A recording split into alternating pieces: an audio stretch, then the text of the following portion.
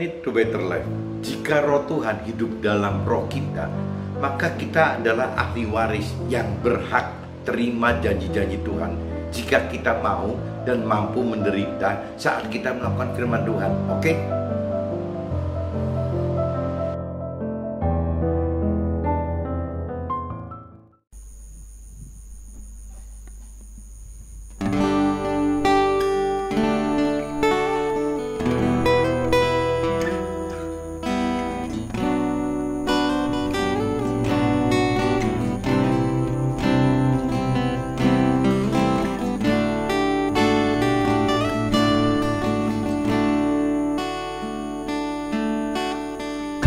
Kasih sucimu memelukku, mendekapku di setiap langkahku.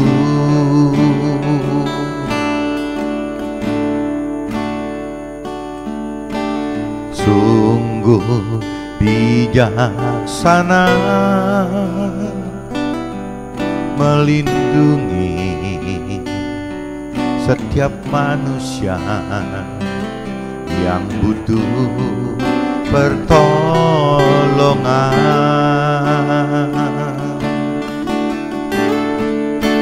Tuhan itu satu, Tuhan itu Esa. Sembahlah Tuhanmu, jangan pernah kamu menyekutukannya.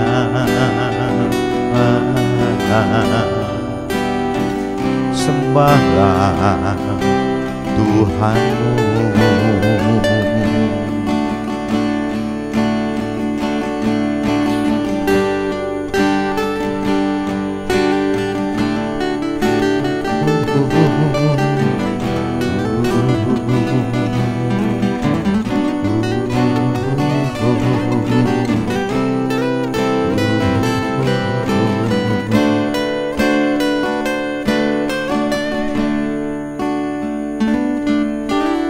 Kasih sucimu memelukku, mendekapku di setiap langkahku.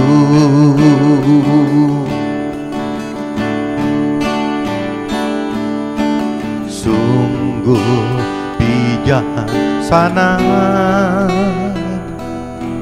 melindungi setiap manusia yang butuh pertolongan. Tuhan itu satu, Tuhan itu Esa.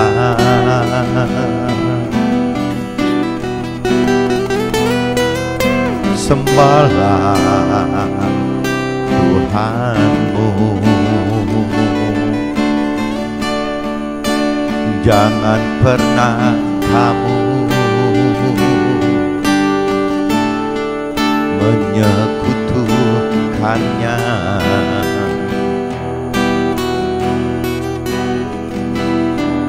Sembahlah Tuhanmu,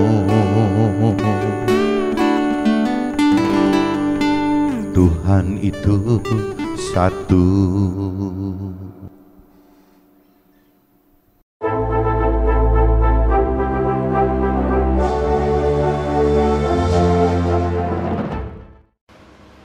Jumpa kembali di MDT Journey Inspiration of Life. Pagi ini saya mau coba sharingkan teman-teman, bangkitkan roh Tuhan dalam roh kita, ya, sehingga kita akan hidup bersama Tuhan gitu. Jadi intinya gini teman-teman, kalau kita membangkitkan atau menghidupkan roh Tuhan di dalam roh kita, roh Tuhan telah Tuhan berikan kepada setiap kita di dalam roh kita. Jika kita bangkitkan, apabila kita hidupkan, maka kita akan hidup bersama Tuhan, teman-teman. Tapi kalau kita misalnya tidak ada hidupkan roh Tuhan di dalam kita, kita tidak bangkitkan roh Tuhan dalam kita, ya kita akhirnya mati, teman-teman. Kita hidup dasarnya adalah mengandalkan diri kita sendiri tanpa hidup bersama Tuhan gitu. Nah, ini saya coba bacakan dulu teman-teman di kitab Markus pasal 16 ayatnya 1-8. Coba teman-teman cari kitab Markus, teman-teman, kitab Markus pasal 16 ayatnya 1-8.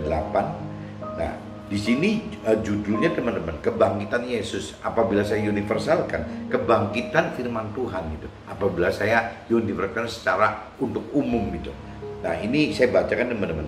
Setelah lewat hari Sabat, Maria Magdalena dan Maria ibu Yakobus serta Salome membeli rempah-rempah untuk pergi ke kubur dan meminyaki Yesus. Jadi waktu itu Yesus telah wafat, disalib itu dikuburkan di dalam gua gitu.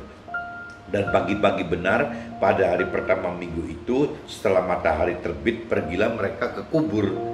Mereka berkata seorang kepada yang lain, siapa yang akan menggulingkan batu itu bagi kita dari pintu kubur gitu. Jadi kalau zaman dulu di kubur itu di dalam gua, teman-teman, gua yang ditutupi oleh batu besar gitu.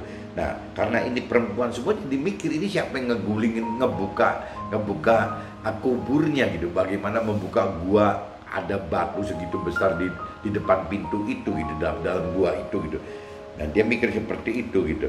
Tetapi ketika mereka melihat dari dekat, tampaklah batu yang memang sangat besar itu sudah terguling. Nah, waktu mereka datang bertiga itu, ternyata batunya udah terguling dari lubang gua, teman-teman.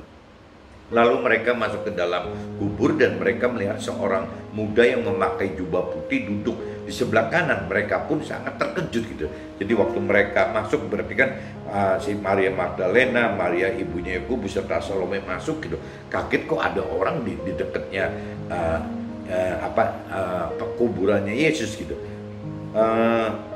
Tetapi orang muda itu berkata kepada mereka, jangan takut, kamu mencari Yesus orang Nazaret yang disalibkan itu. Ia telah bangkit, ia tidak ada di sini. Lihatlah, ini tempat mereka membandingkan dia gitu. Jadi Yesus ini sudah hilang gitu.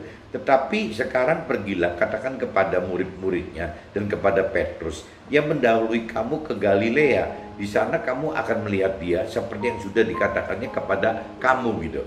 Lalu mereka keluar dari lari meninggalkan kubur itu sebab gentar dan dahsyat menimpa mereka. Mereka tidak mengatakan apa-apa kepada siapapun juga karena takut.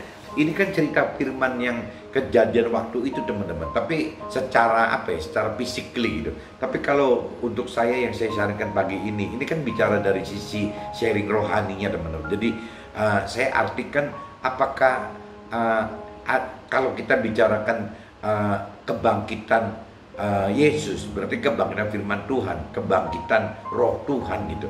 Nah, ini yang saya coba sharingkan pagi ini adalah apakah kita sudah membangkitkan firman Tuhan di dalam kita gitu. Ya, apakah kita sudah menghidupkan roh Tuhan, firman Tuhan di dalam kita. Nah, kadang-kadang banyak orang yang menjadikan firman Tuhan itu bukan dibangkitkan, bukan dihidupkan, tapi firman Tuhan itu jadi jadi dibikin seperti aturan hukum aja gitu. Jadi seperti bentuk-bentuk perintah peraturan yang tertulis aja, teman-teman. Sedangkan ini firman Tuhan kan bukan perintah peraturan manusia yang biasanya hanya ditulis seperti itu gitu. Nah, firman Tuhan ini harus hidup, teman-teman. Nah, firman Tuhan ini biasanya tidak bisa hidup karena memang tidak dibangkitkan, tidak dihidupkan oleh kita sendiri gitu.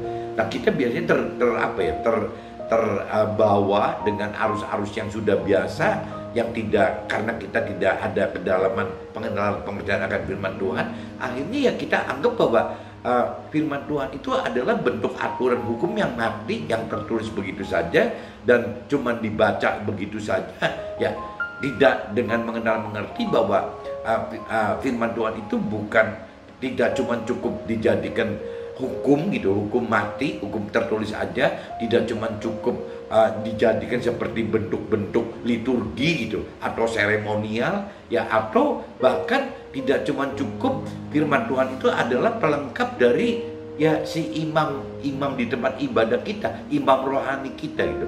Nah, firman Tuhan itu menghendaki bahwa firman Tuhan itu benar-benar hidup, benar-benar. Firman Tuhan itu benar-benar bangkit gitu. Nah, ini cerita di kebangkitan firman Tuhan itu maksud sharing saya seperti itu, teman. Bagaimana caranya di dalam hati kita firman Tuhan itu harus dibangkitkan, tidak sebagai firman yang mati, teman. Bukan firman yang cuman tertulis begitu saja gitu. Tidak bisa kita beranggap firman Tuhan itu yang menjelaskan ya sebatas imam rohani kita saja. Nggak bisa, teman. Jadi benar-benar firman Tuhan itu benar-benar harus dibangkitkan dan juga oleh kita di dalam hidup kita, teman. Bagaimana kita harus mengenal lebih dalam pengertian akan firman Tuhan sehingga kita melakukan firman Tuhan, teman. Nah, waktu melakukan firman Tuhan itu roh Tuhan, itu firman Tuhan itu harus hidup gitu. Nah, firman Tuhan itu hidup dengan cara Tuhan sudah memberi setiap kita itu ada roh Tuhan gitu. Roh Tuhan ada di dalam roh kita. Nah, ini butuh pengenalan pengertian lagi, teman. Apabila kita tidak mengenal, tidak mengerti bahwa di dalam kita itu ada 3 unsur gitu, bahwa ada tubuh, ada jiwa dan ada roh, yang mana pada umumnya orang dunia atau orang awam hanya tahu cuma 2, teman-teman, tubuh dan jiwa gitu, jiwa dan tubuh saja, tanpa mengenal bahwa ada unsur roh di dalam kita. Nah, selama kita tidak mengerti akan firman Tuhan secara dalam, kita tidak mengerti bahwa di dalam kita itu ada 3 unsur, bukan 2 unsur gitu. Nah, kalau kita sudah mengerti akan firman Tuhan, kita akan mengerti bahwa di dalam kita itu ada 3.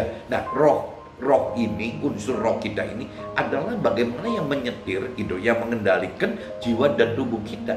Tapi kalau roh kita mati, tidak bangkit gitu, tidak hidup, ya akhirnya yang hidup itu adalah jiwa dan tubuh kita saja. Nah, akhirnya jiwa sebagai yang ngatur tubuh kita. Jiwa dan tubuh kita akhirnya berpikir, berperasa dan berkehendak seenaknya dari jiwa kita sendiri. Nah, waktu kita bicara kita hidup dengan mengatakan jiwa kita sendiri karena roh kita tidak bangkit alias mati gitu, ya akhirnya kita tidak bisa hidup seperti apa yang Tuhan perintah dan peraturkan, teman-teman. Jadi kembali lagi, roh kita harus mendalami pengenalan pengertian akan Tuhan sehingga kita tahu bahwa di dalam kita itu ada 3 unsur, ada unsur roh, ada jiwa dan tubuh. Di mana roh ini ya setelah pengenalan pengertian akan firman Tuhan, yang mengerti perintah peraturan firman Tuhan, dan kita dianjurkan untuk melakukan firman Tuhan dengan cara harus menghidupkan unsur roh Tuhan, roh Tuhan yang ada di dalam roh kita itu harus hidup gitu. Nah, akhirnya nanti roh kita ini yang akan bisa mengendalikan jiwa dan tubuh kita, teman-teman. Nah, kalau jiwa dan tubuh kita sudah terkendali oleh roh gitu, oleh roh kita, di mana roh kita itu terkendali oleh roh Tuhan, nah berarti nanti kita hidup sesuai dengan perintah peraturan yang Tuhan kehendaki dalam firman-Nya, tidak dengan pikiran, perasaan dan kehendak kita sendiri, tapi dengan pikiran, perasaan dan kehendak Tuhan gitu, yang ada di dalam firman Tuhan. Kurang lebihnya seperti itu, teman-teman. Jadi cerita di sini itu cuma disadarkan bahwa ada kebangkitan firman Tuhan loh di dalam kita gitu, bahwa Tuhan telah bangkitkan kita itu dengan cara membangkit roh kita yang ada di dalam kita ini bangkit gitu, dibangkitkan oleh roh Tuhan gitu. Nah, ini yang teman-teman harus sadar bahwa ada hal seperti itu gitu. Ini cerita di kitab Markus 16 ayat 18, ceritanya seperti itu, teman-teman. Nah, ini coba saya kaitkan, teman-teman, dengan kitab Roma pasal 8, teman-teman. Kitab Roma pasal 8 ayatnya 11 sampai 17, teman-teman. Coba teman-teman kaitkan gitu. Di sini juga sama, ini kait ceritanya kebangkitan firman Tuhan itu gitu. Dan jika roh Dia yang telah membangkitkan Yesus dari antara orang mati diam di dalam kamu, maka Ia telah membangkitkan Kristus Yesus dari antara orang mati, akan menghidupkan juga tubuh kita yang fana itu oleh rohnya yang diam di dalam kamu. Nah, ini kalau saya universalkan, teman-teman, bahasanya, dan jika roh Tuhan yang telah membangkitkan Yesus pada orang mati diam di dalam kita, maka roh Tuhan tersebut yang telah membangkitkan Yesus dari antara orang mati akan menghidupkan juga tubuh kita gitu, yang fana ini oleh roh Tuhan gitu, oleh roh Tuhannya.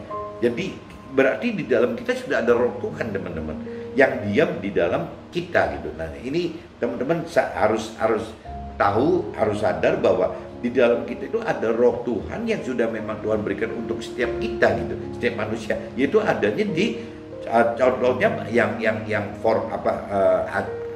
firman yang ditulis itu ada di dalam kitab Roma pasal 8 ayat ke-11, teman-teman. Itu dinyatakan bahwa roh Tuhan itu sudah ada di dalam kita gitu. Jadi saudara-saudara, kita adalah orang berhutang tetapi bukan kepada daging supaya hidup menurut daging gitu. Nah, ini yang firman Tuhan ingatkan, bahwa setelah kita terima roh Tuhan di dalam kita, berarti kita tidak hidup hanya untuk kepentingan daging. Daging itu berarti hanya kepentingan tubuh saja, teman. Jiwa dan tubuh. Kepentingan tubuh yang menarik jiwa gitu. Jadi firman ingatkan bukan itu. Harusnya roh kita yang menarik jiwa dan tubuh kita, bukan tubuh dan jiwa yang seenaknya mereka berdua sendiri gitu. Tapi harusnya ada unsur roh Tuhan yang mengatur, yang mengendalikan jiwa dan tubuh kita gitu. Ini di firman ini diingatkan gitu.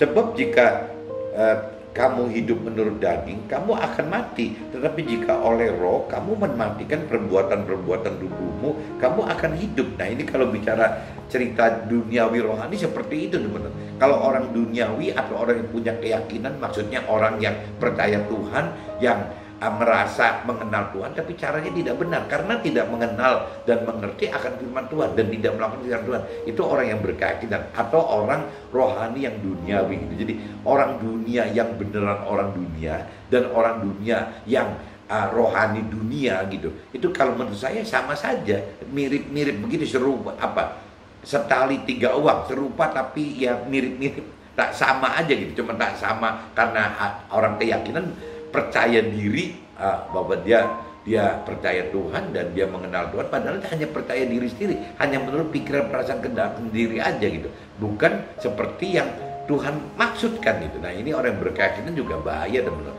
Tidak kalah bahayanya dengan orang dunia yang awam gitu. Jadi ini yang kita mesti sadarkan, bahwa kalau kita hidup menurut daging, ya berarti kita masih jadi orang dunia, teman-teman. Jadi kalau orang punya keyakinan percaya Tuhan dan mengenal Tuhan tapi tetap hidupnya seperti orang dunia, berarti orang rohani yang duniawi itu ya percuma, teman-teman. Jadi yang hidup itu adalah dagingnya gitu. Dan firman Tuhan katakan apabila kita hidup sesuai kehendak dari daging kita, yaitu dari sisi rohani ya dianggapnya mati, teman-teman. Jadi kalau kita hidup secara duniawi dengan pola-pola duniawi, ya dianggap firman Tuhan adalah mati. Tetapi jika oleh roh, berarti kan roh nih. Nah, roh ini roh Tuhan yang dihidupkan dengan pengenalan pengertian firman Tuhan gitu, dengan iman percaya bahwa ya berani melakukan firman Tuhan. Nah, ini akan hidup gitu kalau versi rohani. Tapi kalau orang duniawi kan mikirnya kebalik, teman-teman. Kalau misalnya kita bicara hidup dengan menghidupkan cara-cara rohani, dianggap orang dunia itu malah mati gitu. Kenapa mati? Karena orang rohani tidak dengan target bagaimana mencari kehidupan di dunia ini untuk mencari kesusahan duniawi gitu. Ya, orang rohani itu akan lebih fokus mencari keselamatan akhirat. Seolah-olah justru mendapatkan keselamatan akhirat itu harus berani gitu. Ya, meninggalkan hal-hal kesusahan duniawi, di mana ini adalah penderitaan, teman. Penderitaan bagi orang dunia gitu. Nah, tapi juga akan menjadi penderitaan bagi kita yang masih punya pola-pola terikat dengan hal-hal duniawi, ya pasti jadi menderita, teman. Makanya firman Tuhan katakan apabila kita ingin mengikut perintah peraturan Tuhan, ya memang mesti menderita di dunia gitu. Tidak bisa kita kalau pengen mencapai target keselamatan akhir itu kita bersuka cita atau berbahagia gitu, tidak mengalami penderitaan di dunia, karena bertentangan, teman-teman. Ya, istilahnya kalau kita mau masuk ke dalam target keselamatan akhirat pasti bertentangan dengan kesusahan duniawi. Nah, ini yang banyak orang nggak ngerti. Banyak orang yang yang berpikir gitu, yang berpikir, apalagi orang yang tidak mengerti akan firman Tuhan, berpikir bahwa dalam Tuhan itu parameternya sama aja sukses duniawi, teman-teman. Jadi padahal dalam realita di firman Tuhan bukan begitu gitu, yang bertentangan dengan duniawi gitu. Ya, keselamatan akhirat adalah meninggalkan kesusahan duniawi. Tapi orang yang punya keyakinan gitu, orang yang punya keyakinan percaya Tuhan dan mengenal firman Tuhan tapi dengan cara yang salah karena tidak mendalami pengertian akan firman Tuhan, akhirnya menyimpulkan begitu ya, parameter kita benar di jalan Tuhan itu adalah ya buktinya dengan kesuksesan duniawi gitu. Kalau nggak sukses duniawi berarti kita masih salah jalan. Padahal firman Tuhan katakan bertolak belakang gitu, harus menderita bersama dengan Tuhan gitu saat melakukan firman Tuhan. Ini kan maksudnya begitu. Nah, semua orang yang dipimpin oleh Roh Allah adalah anak Allah gitu. Jadi siapapun yang dipimpin oleh Roh Allah, siapapun yang menghidupkan, membangkitkan roh Tuhan di dalam rohnya gitu, yang disebutnya anak Allah gitu. Sebab kamu tidak menerima roh perbudakan yang membuat kamu menjadi takut lagi, tetapi kamu telah menerima roh yang menjadikan kamu anak Allah. Oleh roh itu kita berseru ya Abba, ya Bapa.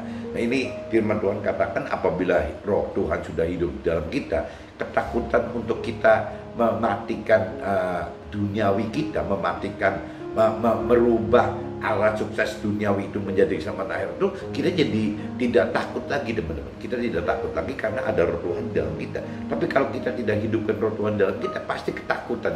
Semua manusia itu pasti ketakutan karena yang disebut rohani itu masih seperti bukan terjadi sekarang. Bahkan orang dunia juga selalu katakan orang yang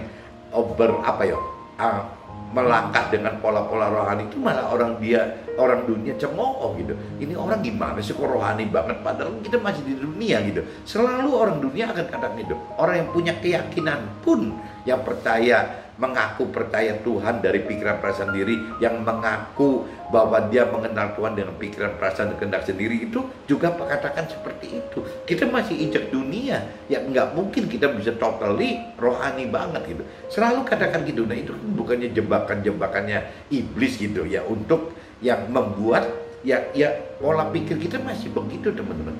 Perasaan kita masih begitu, kehendak kita masih begitu gitu. Nah, ini yang mesti kita sadari bahwa itu adalah kita diperbudak oleh pikiran perasaan dan kehendak sendiri ya, oleh hal-hal duniawi tadi gitu.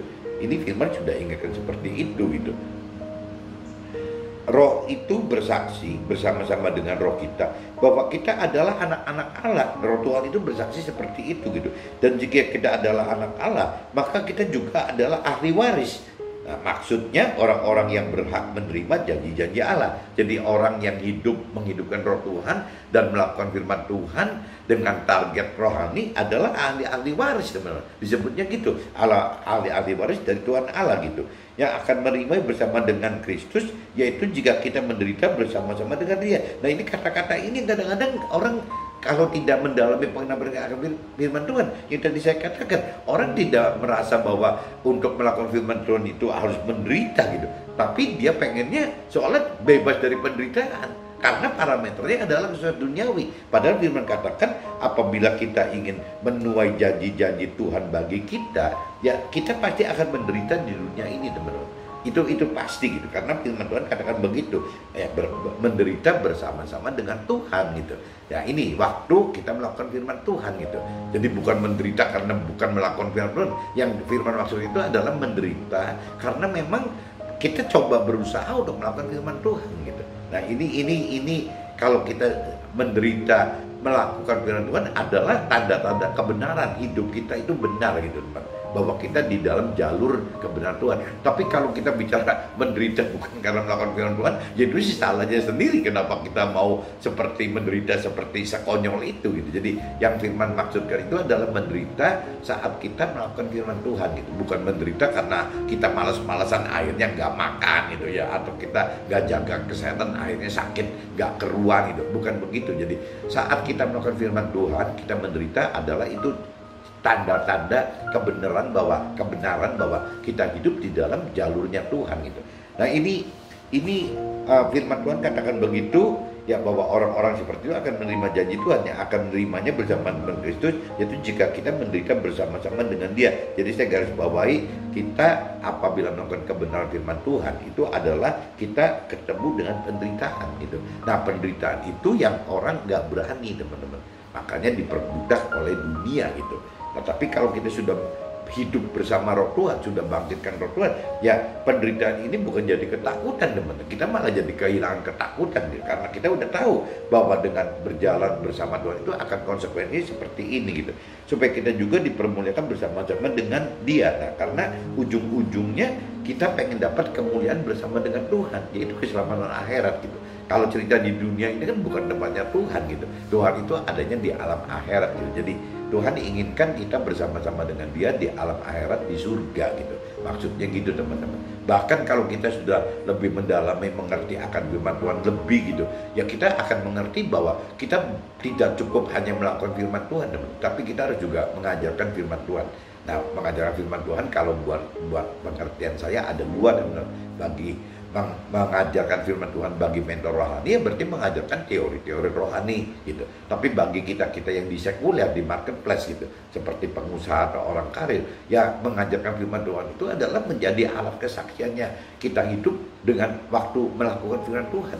Jadi kesaksian itu bukan cerita curhat kehidupan kita, tapi kita cerita bersaksi apa yang terjadi hidup bersama Tuhan saat kita melakukan firman Tuhan, teman-teman. Bukan curhat apa yang terjadi dalam hidup kita. Jadi tetap unsurnya kesaksian itu harus ada dasar firmannya, teman-teman. Kalau tidak ada dasar firman namanya curhat gitu. Ya kita bicara apa yang terjadi sejarah hidup kita. Tapi kalau kita bicara apa yang kita terjadi dalam hidup kita saat kita melakukan firman Tuhan, itu menjadi kesaksian bagi orang banyak gitu. Nah itu yang Tuhan inginkan gitu, ya kita mengajarkan orang sesama kita dengan cara menyaksikan kehidupan kita saat melakukan firman Tuhan bersama Roh Tuhan gitu. Nah itu yang benar gitu teman-teman. Nah ini saya udah bacakan teman-teman kitab Markus 16 pasal 16 ayat 1 sampai 8, dan saya juga sudah sampaikan kitab Roma pasal 8 teman, ayatnya 11 sampai 17. Intinya seperti itu, bagaimana caranya ya membangkitkan Roh Tuhan dalam roh kita sehingga kita akan hidup bersama Tuhan gitu. Tanpa membangkitkan, tanpa menghidupkan Roh Tuhan dalam roh kita, ya kita tidak bisa akan hidup dengan roh Tuhan bersama Tuhan gitu. Kita akan hidup dengan jiwa dan tubuh kita sendiri, dengan pikiran, perasaan, kehendak kita sendiri. Nah itu yang konyol sekali teman. Kita hidup seperti itu jauh dari keselamatan akhirat yang Tuhan inginkan gitu. Jadi kita harus hidup dengan jiwanya Tuhan, ya dengan pikiran, perasaan, kehendak Tuhan yang seperti diperintah melakukan dalam firman Tuhan. Kita harus mampu melakukan firman Tuhan seperti itu, dan harus satu-satunya jalan membangkitkan atau menghidupkan Roh Tuhan di dalam kita saat melakukan firman Tuhan gitu. Nah ini saya coba masuk ke dalam sharing saya teman-teman. Saya bikin draft gitu. Saya coba masuk ke dalam sharing saya gitu. Jika ada firman Tuhan dalam hati kita yang dianggap mati, yakni firman hanya menjadi hukum tertulis dan terkungkung oleh liturgi dan seremonial serta hubungan dengan Tuhan harus diperantarai imam rohani kita. Nah ini jadi akhirnya firman Tuhan tidak hidup teman-teman. Nah ini banyak tempat-tempat ibadah yang kadang-kadang karena saya nggak ngerti ya, apakah karena imamnya atau pengertian firmannya yang masih kurang gitu. Akhirnya kadang-kadang si imam itu tidak menyarankan, tidak mendukung, tidak mendorong si umat itu gitu ya untuk langsung berhubungan dengan Tuhan, tapi seorang diciptakan si umat itu harus berhubungan dengan imam gitu. Padahal kalau kita bicara firman Tuhan bukan begitu gitu ya. Imam itu adalah bagaimana mengajarkan basic teori rohani. Adapun setelah orang mengerti akan firman Tuhan, masalah kedalaman firman Tuhan dan melakukan firman Tuhan, bagaimana justru imam ini harusnya imam ini yang mengajarkan kepada umatnya ya bagaimana supaya kita punya, umatnya itu punya hubungan langsung dengan ya Roh Tuhan gitu. Karena firman mengatakan begitu gitu.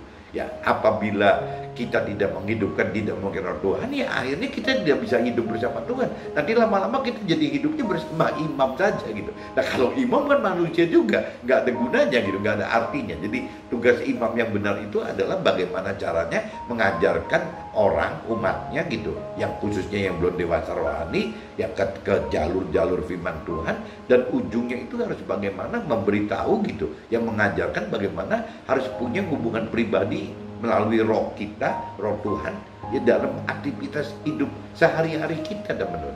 Jadi tidak cuma cukup hanya membaca ayat-ayat firman Tuhan di kitab suci secara mati, secara hukum saja gitu. Tidak bisa cuma di tempat ibadah itu cuma sebatas liturgi atau seremonial gitu, atau tidak bisa cuma seolah-olah ada kesan yang bisa berhubungan dengan Tuhan itu adalah hanya imamnya saja gitu, imam rohaninya saja. Itu salah besar teman. Jadi Tuhan itu mengendaki kita ini semua di antara kita itu ada hubungan langsung dengan Tuhan dengan cara menghidupkan roh Tuhan yang sudah Tuhan beri kepada setiap kita di dalam roh kita gitu. Nah ini tugas imam yang utama itu harusnya seperti ini teman-teman. Nah cuman tugas kita sebagai orang di marketplace di sekuler, dunia sekuler, ya kita harus cerita bahwa ini seperti ini. Kalau kita bicara firman Tuhan, ya firman Tuhan mengendaki kita seperti itu gitu, tanpa mempersalahkan si imam rohaninya gitu. Ya kita harus support itu bahwa memang harus begitu gitu. Firman Tuhan itu harus hidup, di mana kita harus mau percaya Tuhan dan mengenal dan mau mengenal firman serta mampu mengerti dan juga mampu melakukan firman gitu. Nah, mau adalah dari diri jiwa kita sendiri. Jadi kalau bicara mau itu adanya di jiwa kita teman-teman, di pikiran perasaan kehendak kita mau atau tidak gitu.